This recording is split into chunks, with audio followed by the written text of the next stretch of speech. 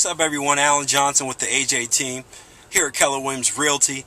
Just want to talk to you guys about the difference between two neighborhoods. So I'm here in 22191. I'm actually driving around preparing for a listing presentation here in Port Potomac, but I want to talk about the difference between a neighborhood like Port Potomac, which is on one side of Route 1, and Eagles Point, which is literally like a stone's throw across from this neighborhood. So what we find is that when a neighborhood still has the builder building in the neighborhood and you're a regular resale who needs to sell a property, when you're competing against the builder, you're competing against a completely different animal than if you're competing against just a regular Johnny or Jane homeowner.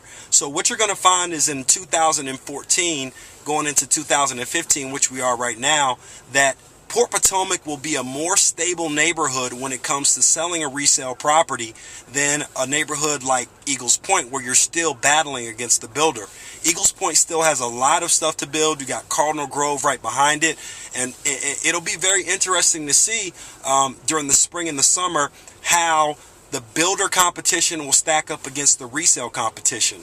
Over here in Port Potomac, there is no builder competition, so our only competition is against other buyers, other sellers that are in the same position as sellers who may live next door, who may live across the street. So if you guys are selling in a neighborhood who still has the builder building and selling, you may have a tougher time selling because you cannot compete with what the builder does and how the builder drops prices and how the builder creates incentives and how the buyer just wants perhaps a newer property and not a property that's considered a resale property. So you have the dream, we have the address. If you're in either Port Potomac or in Eagles Point and you want to talk a little bit more about what I see in the market, I've been down here doing real estate for the better part of 13 years. My first property was purchased on Cardinal Drive that I lived in, so I have a very intimate knowledge of this neighborhood.